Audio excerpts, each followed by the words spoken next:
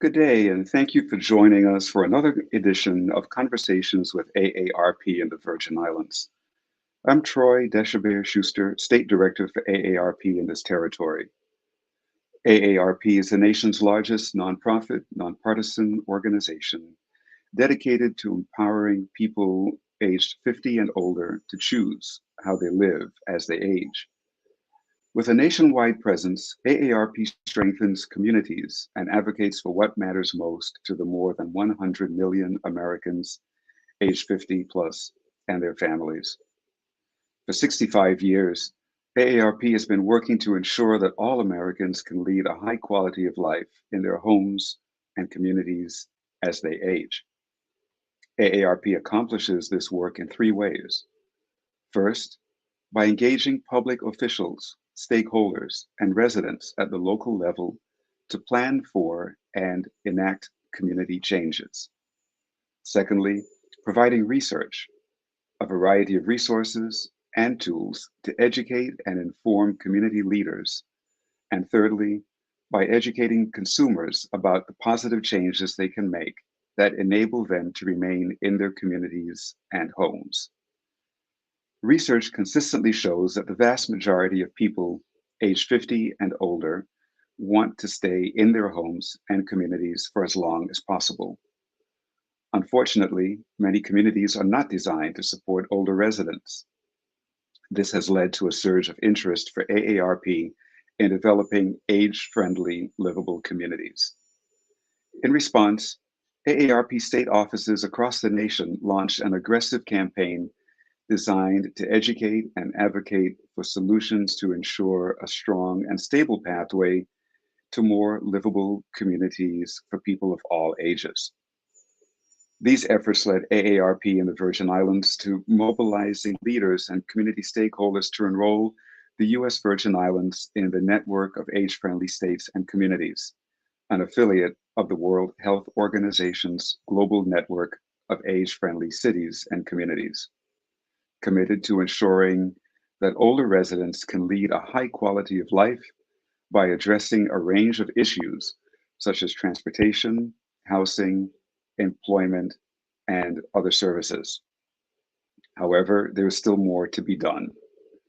Joining us today is Commissioner Jean-Pierre Oriol of the Department of Planning and Natural Resources to share insights on the efforts of his department in ensuring the Virgin Islands is livable for residents of all ages, specifically the development and implementation of the comprehensive land and water use plan for the Virgin Islands. Good day, Commissioner Oriol. Welcome. Good day, and thank you for having me, Troy. Pleasure to be here. Yeah, it's a pleasure. And so we have a lot to discuss about the land and water use plan for the Virgin Islands. We've been hearing about it in the news, but I know that many people have many questions about it, including myself. So over the years, I've always heard, especially in the mainland, about urban planning. Is this land and water use plan similar to urban planning, or what are the differences? Yes, it is similar in nature to urban planning. What we are effectively doing is we are coming together to determine what is the best use of our land area and our land spaces. And so that, in a nutshell, urban planning is usually where you see in towns and more developed areas, which we have several of across the territory. But then a comprehensive land and water use plan also speaks to things like transportation. It speaks to your outdoor spaces.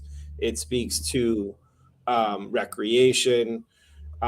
In some areas, it actually speaks to economic opportunities as well. And so, it's supposed to encompass all of those things, and the community comes together and it determines what the vision is for its location and and specifically citing certain activities in specific locations. Now, would that lead us then to a revision of the building codes? zoning laws? How does that all work together? Sure. So it actually could result or will result, sorry, in some changes in particularly in our zoning code. Right now, our territory is governed by a zoning code, which includes a table of permitted uses. And that table was developed in 1972. And there have been significant changes in the terms of uses that haven't even been spelled out, back in 1972 that are actually taking place today. And so one of the changes that a comprehensive plan can do is rather than focusing on a very rigid table with permitted uses, you actually design different zones for different types of activities. So it could be a medium intensity business district would allow certain activities to take place. A higher intensity business district would go even further in terms of what types of activities. So there's still zoning involved in there, but I think overall what you're trying to do is you're trying to make accommodations for these are these areas where we see business activities. These are the areas that we see residential low density activities. These are the areas that we would see hotel activity. These are areas that we would see this type of activity in our waters. So, as we talk about power generation in the territory, does wind power factor into our portfolio? If so, do we want wind turbines to be on the south shore of St. Thomas, on the south shore of St. Croix? Do we want them on the north shore? And where, how far out? Those types of things are what you now would be putting into your plan. And then that is a tool that you can then use to market the territory for different opportunities. You can go to a power provider who does wind turbines and say, hey, the territory has gone through and approved a plan that says, on the west coast of St. Thomas, they're going to allow, up to 10 or 12 wind turbines to produce X amount of power in that location. Are you interested in doing business with the territory and entering into a power purchase agreement? So those are the types of things where by citing these things and specifically agreeing that this is what we want, then you now build out the infrastructure to match what it is the desires that were placed into the plan are. Now, every year we're hearing so many people going before the legislature to get a zoning change. And there's oftentimes controversy around some of these requests to change the zoning on a particular piece of land. And then we see industrial activity popping up in residential or even commercial areas. And then there's more controversy. So with this land and water use plan, would that help to alleviate that where some areas are, if I'm going to use the term, static and it cannot be changed, so that we don't have different types of industry popping up in a residential area? It should. And so the overall goal is to say, we've identified the location that we want that type of activity to go. So therefore, we really are not encouraging a zoning change to take place in this particular area.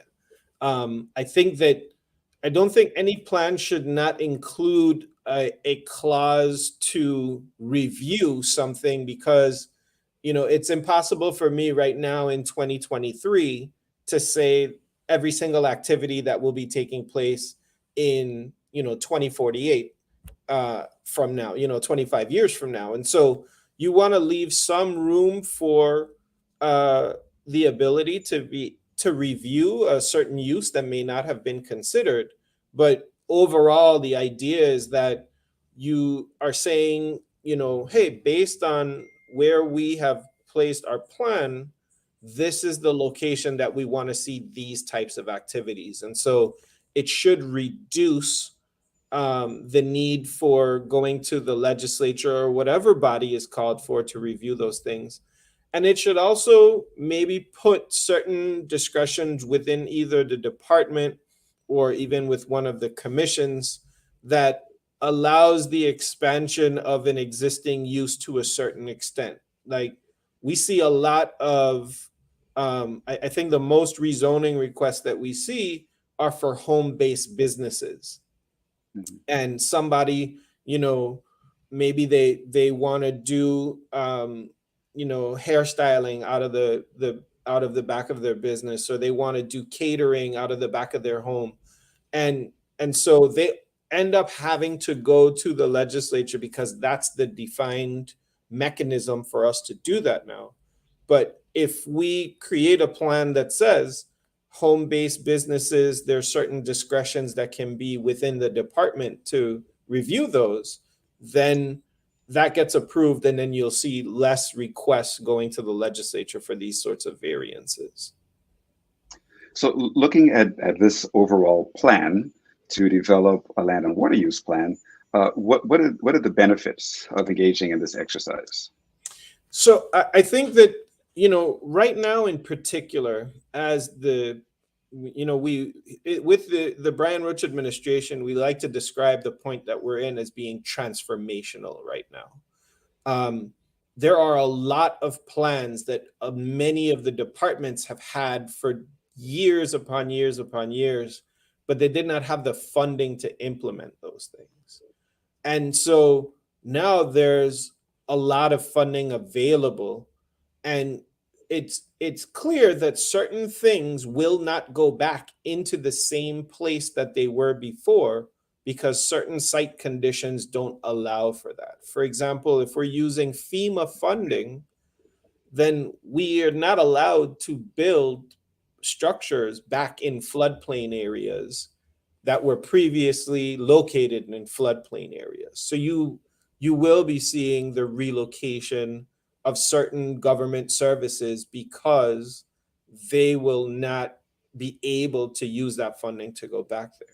And so if there are areas that we identified, this is where we would like to see certain services or certain department services coupled together while the government is evaluating the sites and locations for certain things, then this is where these things should go, or there should be an effort to move services of these types into certain locations.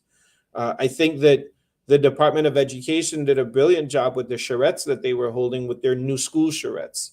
They know that some of their schools cannot go back into the same location.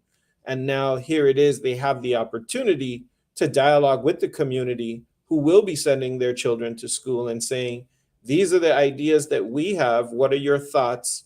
If you think that there are other locations that we should be exploring, we want to hear from you. And having that conversation is really how you get the buy-in from the public to be able to move forward. Yeah, and so looking at this plan and trying to fulfill the needs of the population and balancing it with preserving the health of our natural resources, how are you doing this? How are you keeping this all in balance? Is the EPA participating in this as well?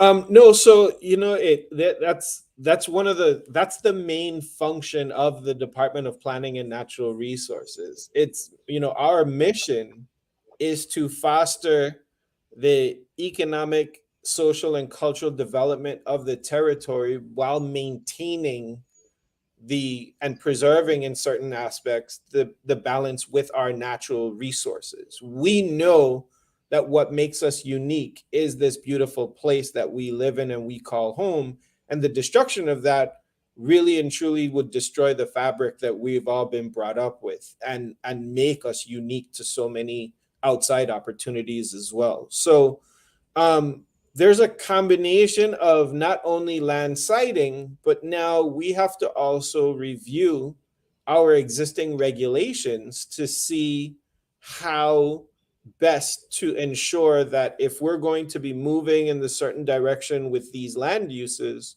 then what are the conditions that must be placed, or what are the regulations that make sure we have to enforce to ensure that there's no degradation of those natural resources. In addition to that, now, as of last year, the department also has um, a new division, which is the division of territorial parks and protected areas, and that by itself is our mission to ensure the preservation of large tracts of natural spaces for our use and enjoyment. That's to make sure that you can get away by hiking, you can get away preserving your mental health, preserving your quality of life by going to these recreational spaces, and with a little bit of enhancement that we don't overdevelop them, but there are certain amenities that we can fulfill, make sure people are safe in those locations. And that's that division now being within the department is a large part of how I'm personally approaching the comprehensive land and water use plan, because we know if I set aside those areas to be preserved, the areas that the community says we cannot afford to lose any more of this first and foremost, then we design the development of other activities around that. And that's a key thing that we're keeping in mind as we're moving forward with the plan. It would seem to me as though a big part of this land and water use plan should be addressing what I call disposable buildings. All right, we drive around the Virgin Islands and we see buildings that were once used, and for whatever reason, they're no longer used. I realize that some of them are probably stuck in probate, but still, there are a lot of buildings that are just not used anymore. They're just abandoned and they're left there, and then a new building is constructed. We even hear of the government of the Virgin Islands always saying, "Oh, well, there's mold in that building," and then they move out, and the building just sits there. In some cases, now we're seeing some movement to demolish the Wong F. Louis Hospital and the old Charles Harwood Hospital, Charles Harwood Complex on St. Croix to reconstruct, which is wonderful. But what about all these other buildings that are either owned by the government or owned by individuals that are just sitting there derelict, just abandoned, and Yes. actually breeding disease and harboring illegal activity and so forth? So on July 5th, the governor actually announced um, a piece of legislation that he would be sending down to the legislature for consideration, which is an act to allow for the derelict and abandoned buildings to be declared, and then sort of a third party receiver that would be able to rehabilitate those buildings, or honestly an assessment would be done if they can in fact be rehabilitated, um, and then without loss of ownership to the families that own them. We are not interested in taking people's properties from them, but we want to ensure that as we have the money to begin to redevelop them and address our housing shortages or create mixed use communities so that they could be used for either business and or residential purposes, we have to invest in the rehabilitation of existing, particularly our towns right now. Um, there's a finite amount of land space. We cannot develop all of it. And so now we're focusing on trying to redevelop. And even as part of the land and water use plan right now, as we focus or look at the towns, I was having a good conversation about this yesterday.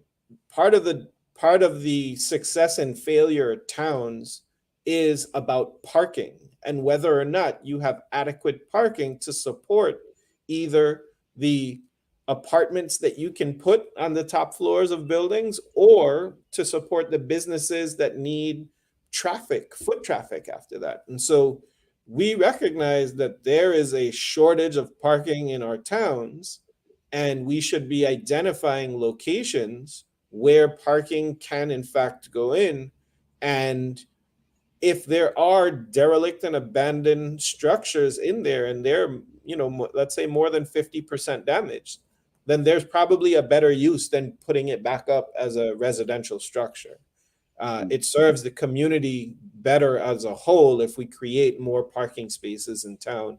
And so that's an initiative that the governor launched just about 2 weeks ago now, and and we recognize that there's going to be additional town halls that specifically speak to that, but that initiative definitely falls into the parameters of what we're doing with the comprehensive land and water use plan, particularly as we review the towns of Charlotte Amalie, Christiansted, Fredericksted, and Cruz Bay.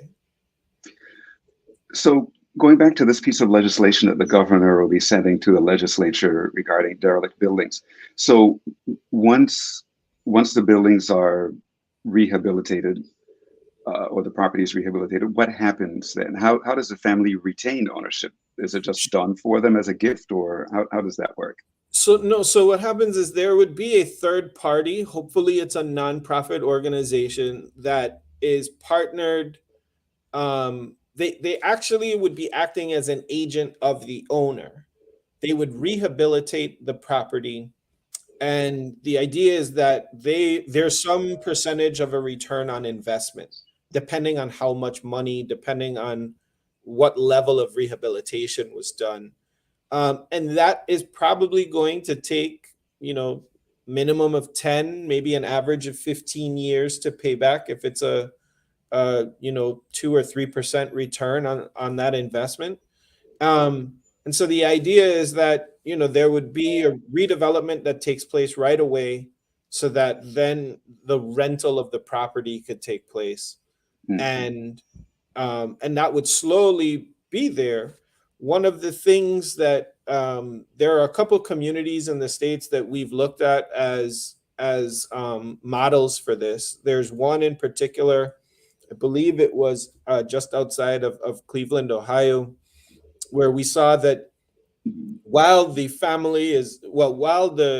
nonprofit group is collecting its return on investment, it's required to set aside like 5% of whatever earnings is there, so that after it required a longer than 15, it was an average of 20 years at that point. But that 5% is now in a trust for the family, so that when they now get control over the property again, they're not being handed a building with $0 and then you say, hey, go ahead and manage the property. There is a little bit of money that has been stashed aside so that when maintenance needs arise, those types of things, there's been some trust that's set up that would allow the family to be able to conduct the necessary repairs and those types of things, because there's upkeep from day one and you will have a tenant. So I think there are several models across the country that we can borrow from, but the overall goal is to redevelop existing land spaces, because we simply do not have the land space to buy to create new public housing. We don't have the land space to put in new government facilities. So we have to start concentrating on redeveloping derelict and abandoned structures. That's great. I'm really happy to hear about this because, as you said, we have very limited land, and more buildings are being abandoned and then new ones being constructed. And this whole land and water use plan sounds really exciting and much needed. So how is the community being engaged? How are people in the community able to participate in the development of this plan? Yeah, so we wanted to make sure that we have as much face-to-face engagement as possible. And so we when we developed our work plan with our contractors, the Horsley Witten Group, who has done a number of plans, not only in the States, the continental US, but they've also done a number of planning engagements in other island jurisdictions as well. They've worked with partners of ours in the Pacific Islands. So we wanted to make sure that there was a lot of face-to-face engagement.